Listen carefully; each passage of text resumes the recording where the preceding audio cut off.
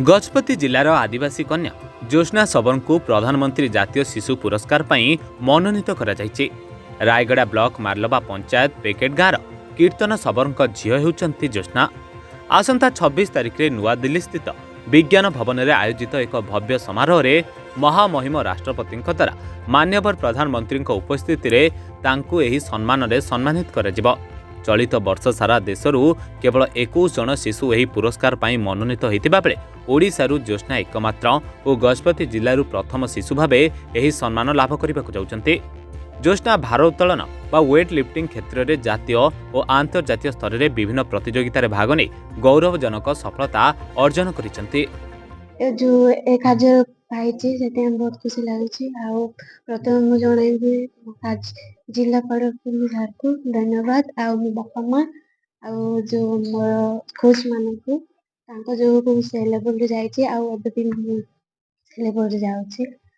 आ जदि मु पार्टिसिपेट करतिली सेठी हम 20 पिला पार्टिसिपेट करतिलु ताइरे मु ये प्रथम जगत थाइली। आ केते ओजन उठा पय पड़थिला केमिति से समय थिला कोन बे से समय रे तो टिके हार्ड ये थिला आ हमको वर्तमान केते खुशी अछ दिल्ली जीवो प्रधानमंत्री ठारो पुरस्कार पाइबो।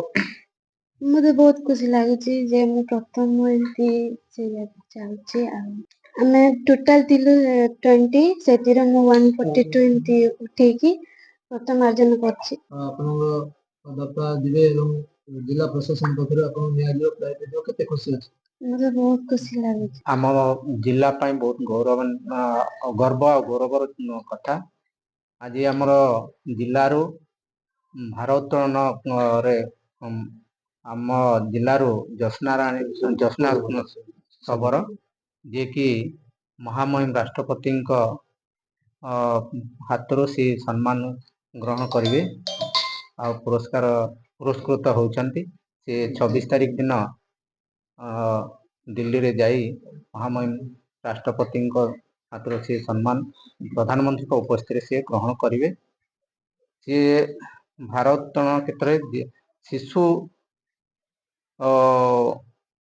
पुरस्कार एटा शिशु मान पुरस्कार पाई मनोनीत होती। सी आम 21 जन जो विभिन्न प्रांतर भारत विभिन्न प्रांतर जो सिलेक्शन होती से भितर आम ओडिशार एकमात्र झील जे कि आम पेकट ग्राम मार्लबा पंचायत झील आमर सिलेक्शन होती आम जिला बहुत गर्वर कथा। Gajapati Vivekananda Behera report reporters today.